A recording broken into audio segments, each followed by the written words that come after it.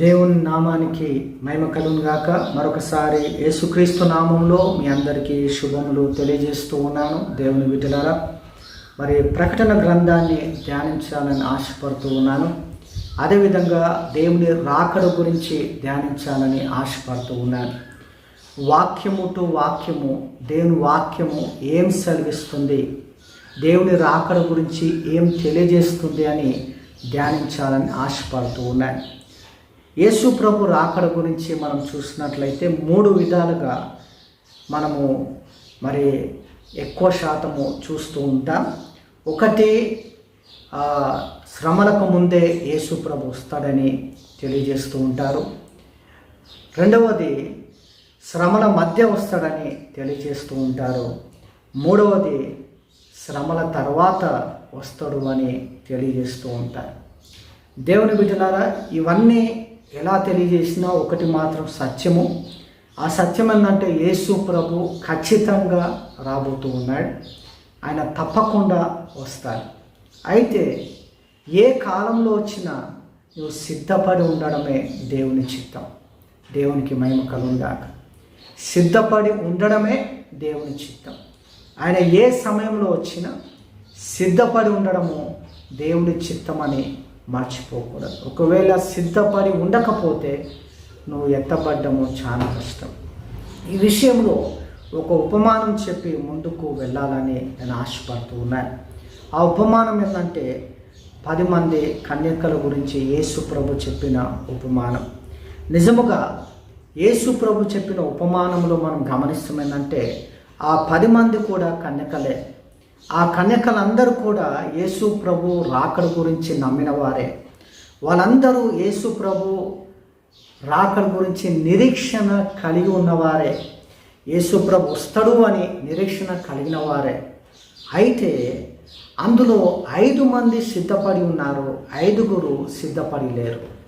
కాబట్టి ఈ దినాల్లో మనం క్రైస్తవాన్ని చూసినట్లయితే యేసు ప్రభుని రాకడ గురించి ఎదురు చూస్తున్న వారు చాలామంది ఉన్నారు. యేసు ప్రభు తిరిగి వస్తాడని చాలామంది నమ్ముతారు. చాలామంది నిరీక్షణ కలిగి ఉన్నారు అందరూ. కానీ చాలామంది సిద్ధపడటం లేదు. అందరూ సిద్ధపడటం లేదు. కాబట్టి ఎవరైతే సిద్ధపడతారో వారు ఎత్తబడతారు అని మర్చిపోకూడదు. కాబట్టి సిద్ధపడాలి.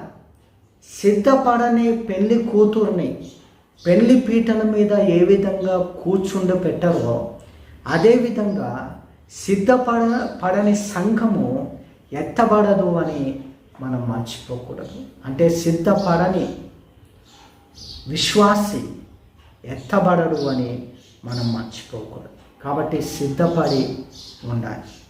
నిజముగా దేని కొరకు మనం ఎదురు చూస్తూ ఉన్నాం? దేవుని బిడ్డలారా, దేని కొరకు మనం ఎదురు చూస్తూ ఉన్నామంటే కొంతమంది ఏమంటారంటే యేసు ప్రభు దొంగ వలె వస్తాడని ఎదురు చూస్తున్నామని అంటారు. కొంతమంది ఏమంటారంటే లేదు, యేసు ప్రభు ప్రత్యక్షత కొరకు ఎదురు చూస్తున్నానంటారు. దేవుని బిడ్డలారా, నిజముగా సంఘము దేని కొరకు ఎదురు చూడాలి, విశ్వాసం కలిగి ఉండాలి, నిరీక్షణ కలిగి ఉండాలని బైబిల్ చెప్తా ఉంది. ఈ దొంగ వలె వచ్చు అన్న మాటకు అర్థం ఏంటిది? ప్రభు చిత్తమైతే స్పష్టంగా తర్వాత మనం ధ్యానిద్దాం. అయితే ఈ యొక్క ధ్యానములో మనము ఎక్కువగా ఫోకస్ చేస్తున్న విషయం ఏంటంటే ప్రత్యక్షత గురించి. యేసు ప్రభు సంఘము దేని కొరకు ఎదురు చూడాలని చెప్పబడినది అంటే ప్రత్యక్షత గురించి ఎదురు చూడాలని చెప్పబడినది. దేవుని వాక్యంలో మనం చూసినట్లయితే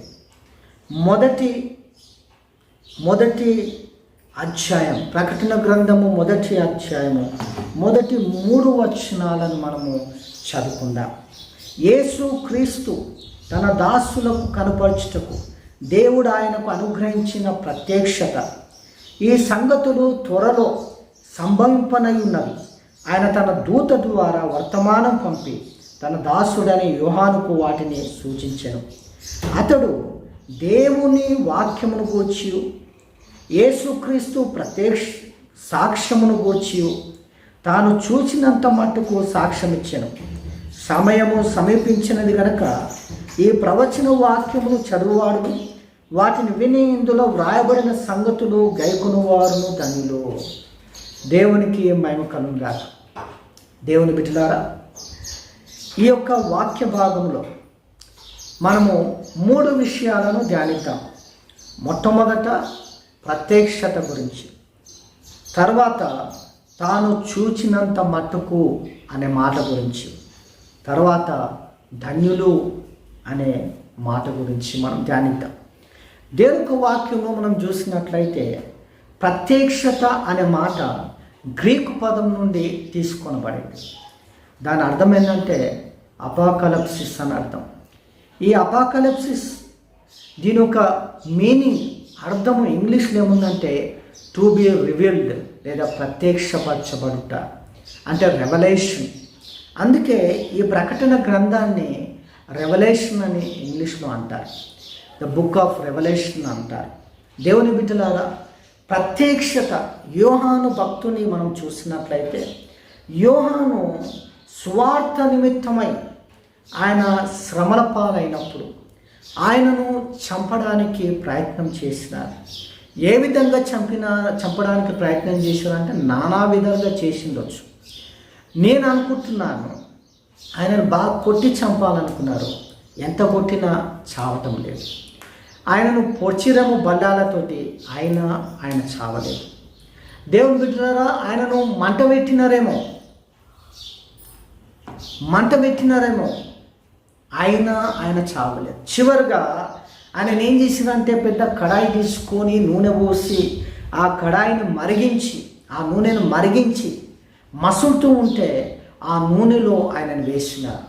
అయినా యోహాను భక్తుడు చావలేదు. ఆ నూనె, మసులుతున్న నూనె కూడా ఆయనను ఏమీ చేయలేకపోయింది. దేవునికి మహిమ కలుగుగాక. దేవుడు యోహాను భక్తునికి మరణము దూరం చేసినాడు.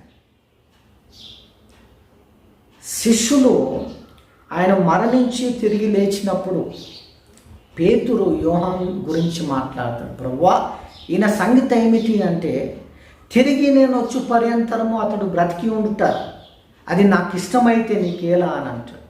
అప్పుడే శిష్యుల్లో ఒక మాట ప్రకటన చేయబడుతుంది, అంటే ప్రచురింపబడుతుంది. ఏంటంటే ఈ యొక్క యోహాను చావడు అని ప్రచురింపబడుతుంది. నిజముగా యోహాను మరి నేను నమ్ముతుంది ఏంటంటే యేసు ప్రభు చెప్పిన మాట ప్రకారంగా ఆయన ఇంకా చావలేదు.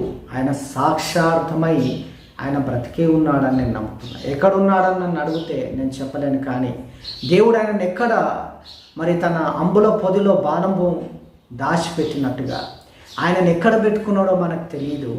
కానీ ఆయన ఇంకా సజీవుడుగానే ఉన్నాడు. చివరికి ప్రకటన గ్రంథం యొక్క సాక్షిగా దేవుడు ఆయన నిలబెట్టడానికి ఆయన తిరిగి బయలుపరుస్తాడని నేను నమ్ముతూ ఉన్నాను.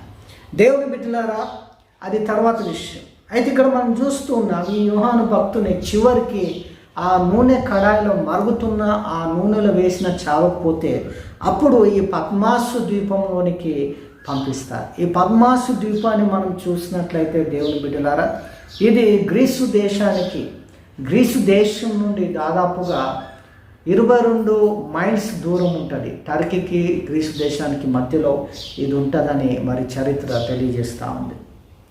ఈ ద్వీపము చాలా భయంకరమైనది. అందులో చాలా భయంకరమైన విషయాలు ఉండవచ్చు. అయితే మనం యోహాను గురించి ధ్యానిద్దాం. ఇప్పుడు ద్వీపం గురించి కాదు.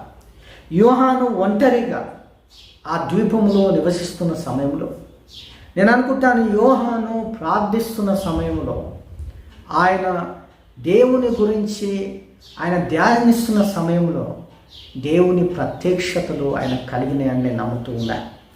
ఆ పద్మాసు ద్వీపంలో దేవుడు ఆయనను ఒంటరిగా వ్యక్తిగతంగా ఉన్నప్పుడు ఆయనను కలుసుకొని ఆయనకు ఇచ్చిన ఈ గొప్ప ప్రత్యక్షతనే ద బుక్ ఆఫ్ రెవల్యూషన్, ప్రకటన గ్రంథము అని మనం అంటూ ఉన్నాం.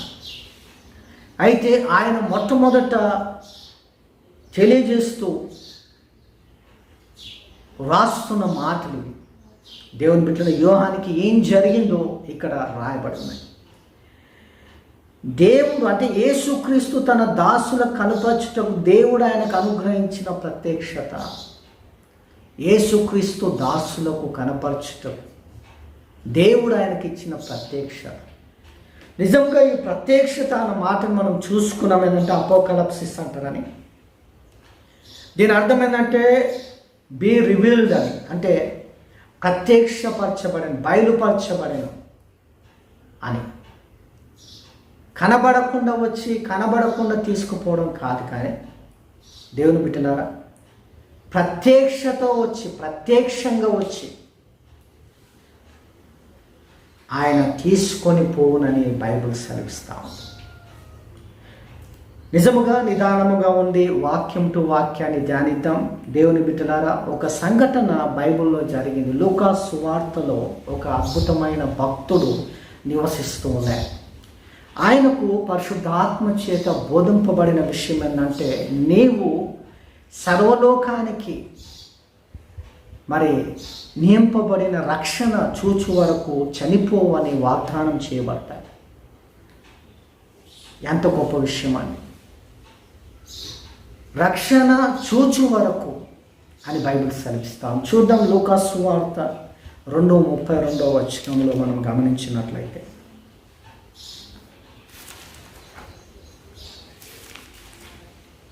లూకా సువార్త 2:32 ఈ విధంగా రాదు. నాదా, ఇప్పుడు నీ మాట చొప్పున సమాధానంతో నీ దాసుని పోనిచ్చున్నావు. అన్యజనులకు నేను బయలుపరచుటకు వెలుగుగాను, నీ ప్రజలైన ఇశ్రాయేలుకు మహిమగాను నీవు సకల ప్రజల ఎదుట సిద్ధపరిచిన నీ రక్షణ నేను కనులారా చూచి తిని. దేవునికి మహిమ కలుగుగా. ఇది ప్రత్యక్షత. ఇక్కడ మనం చూసినట్లయితే దేవుని బిడ్డలారా, బయలుపరచబడుటకు వెలుగుగాను నీ ప్రజలైన ఇజ్రాయెలుకు మహిమగాను అని రాయాలి. అక్కడ బయలుపరచబడుట అంటే అపోకలిప్సిస్ అని రాయబడింది, రెవల్యూషన్ అని రాయబడింది. రెవల్యూషన్ అంటే ఏంటిదంటే కనపరచబడుట, బయలుపరచబడుట. అందుకే ఈ సుమియోనను ఈ భక్తుడు, దేవుని బిడ్డలారా, సుమియోనను ఈ భక్తుడు పరిశుద్ధాత్మ చేత వాగ్దానం చేయబడిన ఆ యొక్క రక్షణ, అన్యజనులకును యూదులకు దేవుడు నియమించిన ఆ రక్షణ చూచు వరకు నువ్వు చనిపోవనన్నాడు. ఆ రక్షణను కనులారా నేను చూచి తిని అని అంటూ ఉన్నాడు. అపోకలిప్సిస్ అంటే నిజముగా యేసు ప్రభు ప్రత్యక్షత కలిగినప్పుడు కనులారా చూస్తారు అని ఇక్కడ మనము చూస్తూ ఉన్నాం. అంటే యేసయ్య సంఘము కొరకు వచ్చినప్పుడు కనులారా మీరు చూచెదరు అని ఇక్కడ మనము చూస్తూ ఉన్నాం. దేవుని బిడ్డలారా, ఎంత గొప్ప విషయం అండి! యేసు ప్రభు ప్రత్యక్షత ఆకాశములో మరి కనబడును, ఆకాశంలో కనబడు. దేవుని యొక్క వాక్యంలో మనం చూసినట్లయితే సృష్టి కూడా మిగుల ఆశతో కనిపెట్టుచున్నది, చూచుచున్నదని వాక్యంలో మనం చూస్తాం. ఎందుకు చూచున్నదంటే దేవుని బిడ్డలు పొందబోవు ఆ యొక్క శ్రేష్టమైన రక్షణ కొరకు అది మిగుల ఆశతో చూచుచున్నదని వాక్యంలో మనం చూస్తాం. చూద్దాం రోమీలకు రాసిన పత్రిక 8:19 మనం చూస్తాం. రోమా 8:19.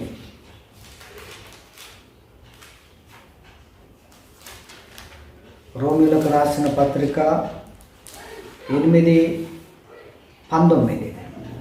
మన ఎడల ప్రత్యక్షము కాబో మహిమ ఎదుట అప్పటి కాలపు శ్రమలు ఎన్నదగినవి కావని ఎంచుచున్నాను.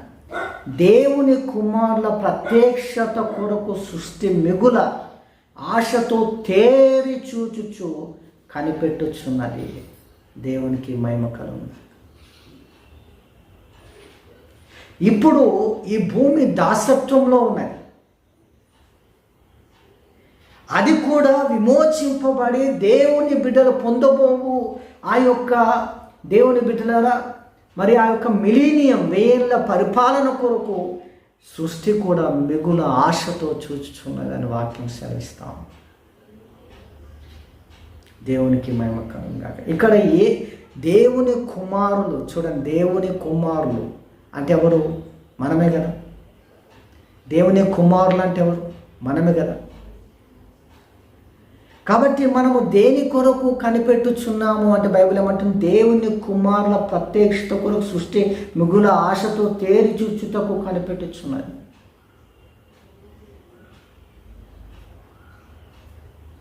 మన యొక్క ప్రత్యక్షత కొరకు సృష్టి మిగుల ఆశతో కనిపెట్టుచున్నది. 2 విధాలుగా దీన్ని ధ్యానించవచ్చు. ఒకటి, ఇప్పుడు గోధుమలు ఉన్నాయి, గొరుకులు ఉన్నాయి.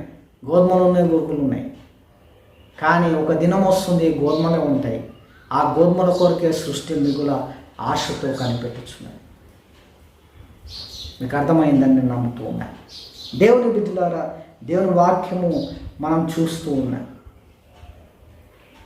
ఇక్కడ చూడండి, కింద ఒక మాట, ఏలైనగా సృష్టి నాశనమునకును లోనైన దాస్యంలో నుండి విడిపింపబడి దేవుని పిల్లలు పొందబో మహిమగల స్వతంత్రం పొందుదునన్న నిరీక్షణ గలదై స్వచ్ఛగా కాక దాన్ని లోబర్చిన వాడిని మనం వెళ్ళపరచబడాను. అంటే మనతో పాటు భూమి కూడా స్వతంత్రింపబడి దేవుని చేతి ఏడబడుటకు అది మిగుల ఆశతో కనిపెట్టుచున్నది అని మనము ధ్యానించవచ్చు. కాబట్టి దేవుని బిడ్డలు దేని కొరకు కనిపెట్టాలి అంటే ప్రత్యక్షత కొరకు అని మనం నమ్మాలి. ఇక్కడ ఇంకొక వాక్యాన్ని కూడా ధ్యానిద్దాం. 1 పేతురు 1:7 కూడా ఈ మాట రాయబడి ఉంటుంది. ప్రత్యక్షత అన్న మాట అక్కడ రాయబడి ఉంటుంది. 1 పేతురు 1:7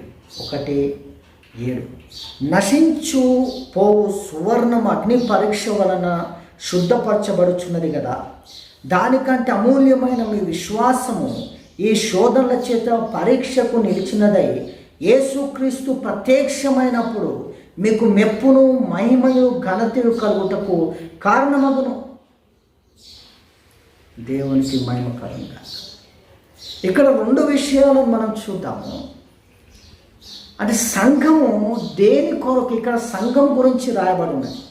నశించిపో సువర్ణం అగ్ని పరీక్ష వలన శుద్ధపరచబడుచున్నది కదా, దానికంటే అమూల్యమైన మీ విశ్వాసము ఈ శోధనల చేత పరీక్ష నిలిచినదై యేసుక్రీస్తు ప్రత్యక్షమైనప్పుడు మీకు మెప్పును మహిమయు ఘనత కలుగుటకు కారణమగును. ఎవరి గురించి చెప్తున్నాడు? సంఘం గురించి చెప్తున్నా పేతురు. దేవుడి గురించి చెప్తున్నాడండి, సంఘానికి చెప్తున్నాడు. కాబట్టి సంఘంతో ఏమంటున్నాడంటే, మీ విశ్వాసము ఈ శోధనలు, ఈ కష్టాలు, ఈ శ్రమలు కలుగుతున్నాయి కదా, వీటి ద్వారా మీ విశ్వాసము ఏమవుతుందంటే బలపరచబడుతుంది. పరీక్షలో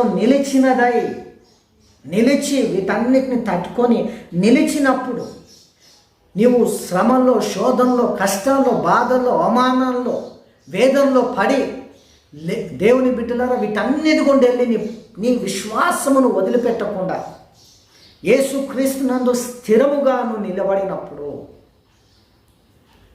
యేసు ప్రభు ప్రత్యక్షమైనప్పుడు ఆయన నీకేమిస్తాడంట? మెప్పును మహిమయు ఘనత ఇస్తాడంట. దేవునికి మహిమ. కాబట్టి సంఘము దేని కొరకు నిరీక్షించాలని చెప్పబడి ఉన్నది? ప్రత్యక్షత కొరకు. ప్రత్యక్షత కొరకు నిలిచి ఉండాలని వాక్యంలో మనం చూస్తున్నాం. అదే అధ్యాయంలో 13వ వచనంలో ఈ విధంగా రాయబడింది. అక్కడ కూడా అపోకలిప్సిస్ గురించి రాయబడింది.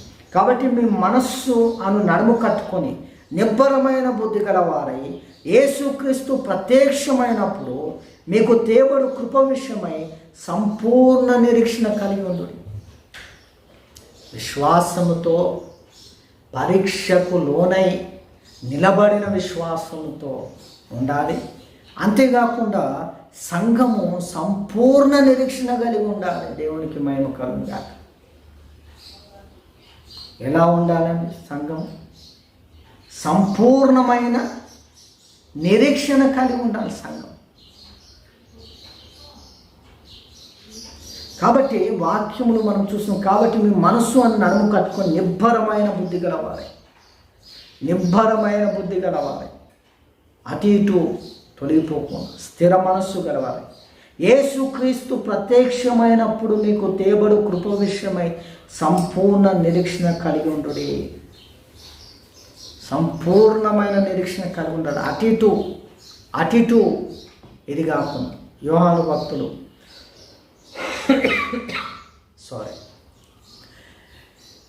బాప్తిస్తం ఇచ్చి యోహాను భక్తుడు తన శిష్యులను యేసు ప్రభు దగ్గరకు పంపిస్తాడు.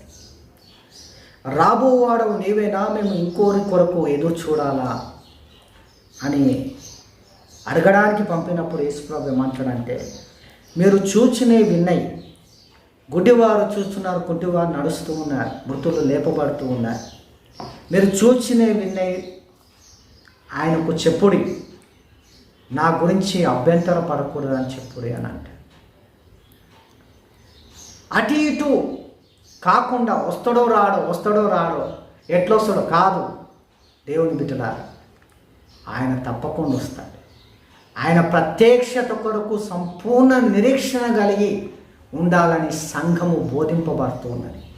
సంఘ బిడ్డలు విశ్వాసులు బోధింపబడుతూ ఉన్నారు. మరి మీరు అనొచ్చు, మరి అదేం సార్ దొంగ వల్లే వస్తానని యేసయ్య అన్నాడు కదా. దొంగ వల్లే వస్తాడన్న మాటకు అర్థమైంది. ఆ అర్థం కిందనే రాయబడి ఉంది. అక్కడ ఎక్కడైతే దొంగ వల్లే వస్తాడన్న ఉందో అక్కడనే కిందనే రాయబడి ఉంది. అది చెప్పరు కానీ ఊకే దొంగ వల్లే అంటాడు. యేసుప్రభు దొంగ వల్లే రాడండి. యేసుప్రభు ప్రత్యక్షంగా వస్తాడు. ఆయన దొంగలో వచ్చి రావడానికి అర్థం ఏముంది చెప్పండి? ఎవరికి భయపడి దొంగ వల్లే రావాలి ఆయన? కానీ దొంగ వల్లే రాడు. దాని అర్థం ఏంటంటే అకస్మాత్తుకు వస్తాడని అర్థం. ఆ అర్థాన్ని వదిలిపెట్టి అందరు దొంగ వల్లే వస్తాడు. దొంగ వల్లే రాడు. సంఘము దొంగ వల్లే వచ్చే యేసయ్య కొరకు ఎదురు చూడమని అంటలేదు. సంఘము యేసయ్య ప్రత్యక్షత కొరకు ఎదురు చూడమని బైబిల్ చెప్తాం.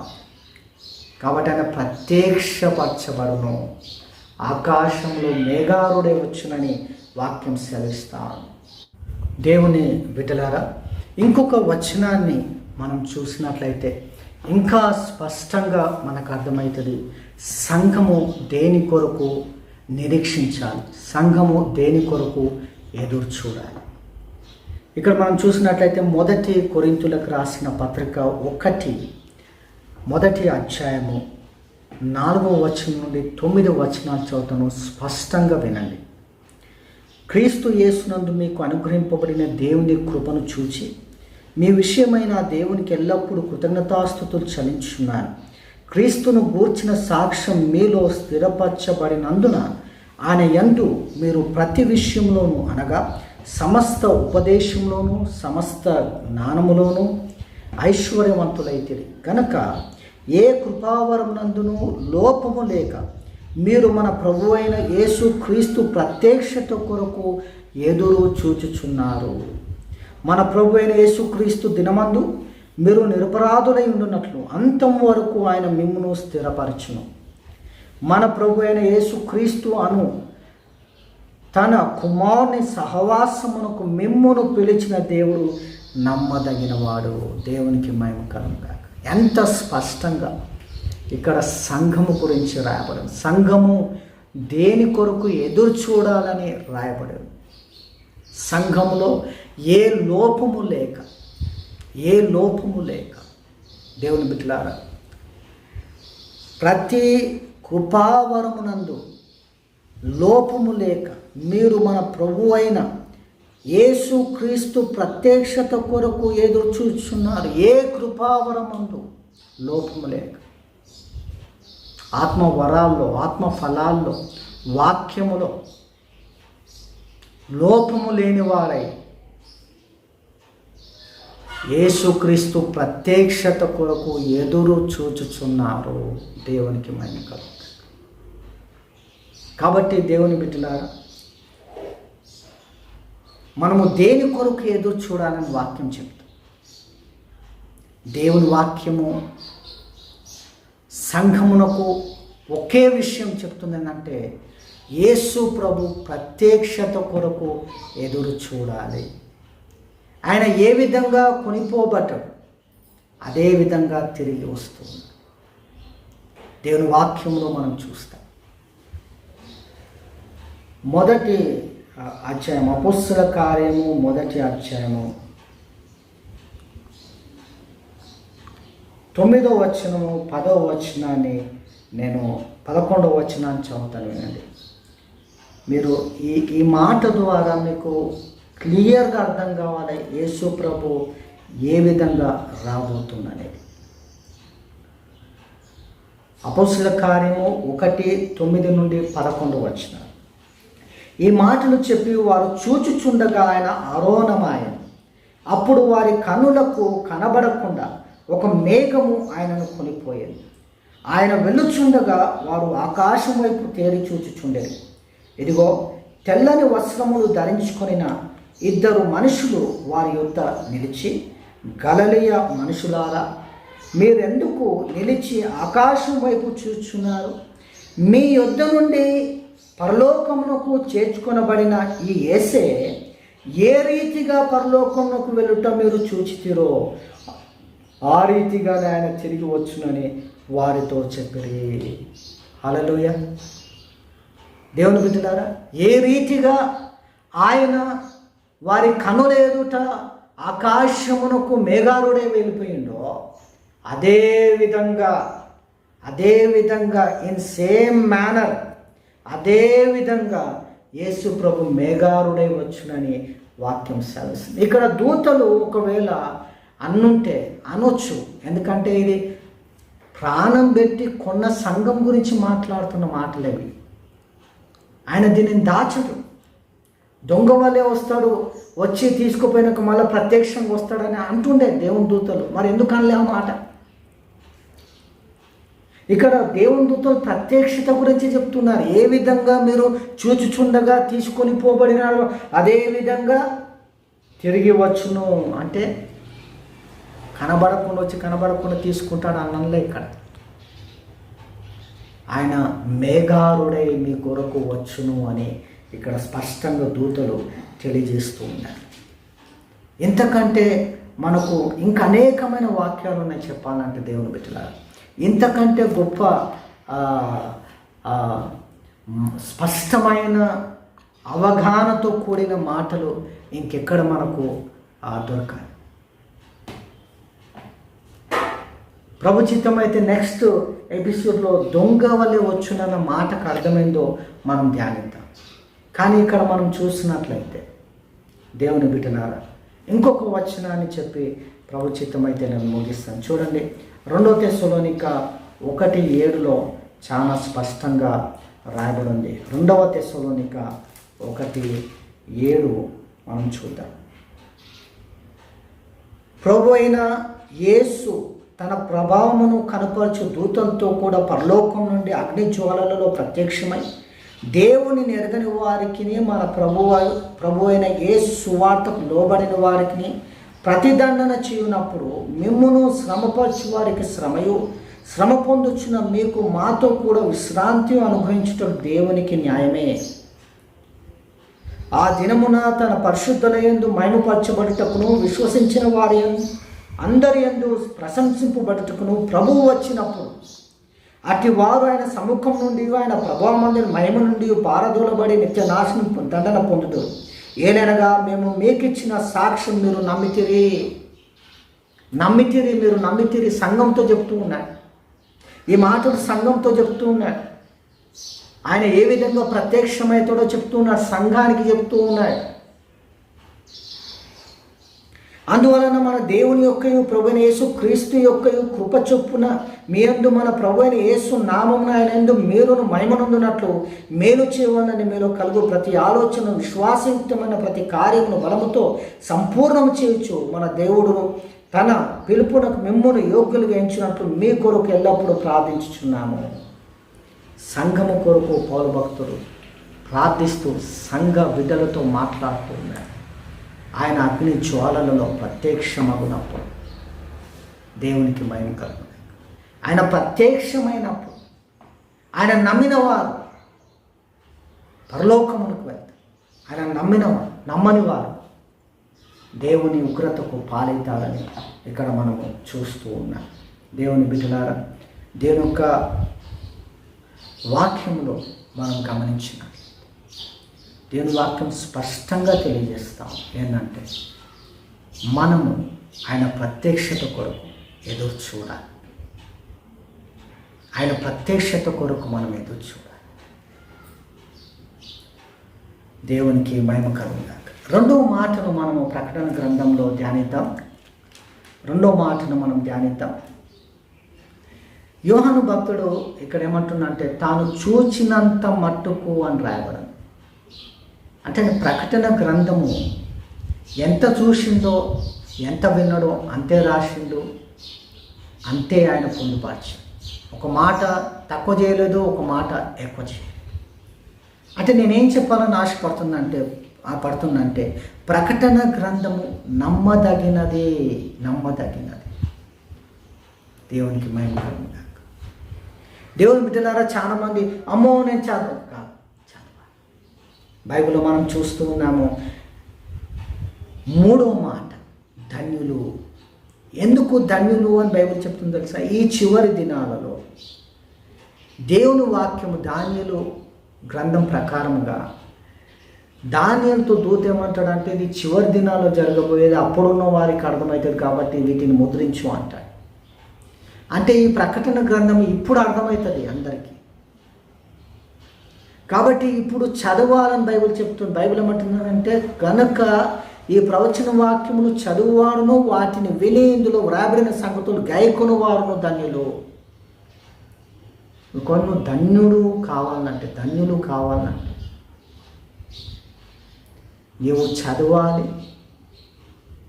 వాటిలో ఉన్నాయి గైకొనాలి. చదవాలి, వాటిలో ఉన్నాయి గైకొన్నప్పుడు నువ్వు ధన్యుడు అని వాక్యం తెలుసు. ఏమో నేను చదువును, భయం అయితే ఇవన్నీ ఉత్తమాటలు. భయం కాదేంగా. ఎందుకు భయం అవుతుందండి? దేవుని వాక్యం చదువునా, దేవుని సహాయం అడుగు, దేవుని కృపను అడుగు. అందరు చదవాలి, సేవకులే కాదు, అందరు చదవాలి, అర్థం చేసుకోవాలి. నీకు అర్థం కాకపోతే ప్రార్థన చేయి. ప్రార్థన పూర్వకంగా మంచి సేవకులు వివరించిన వాక్యాలు విను. మళ్ళీ నువ్వు చదవాలి వ్యక్తిగతంగా.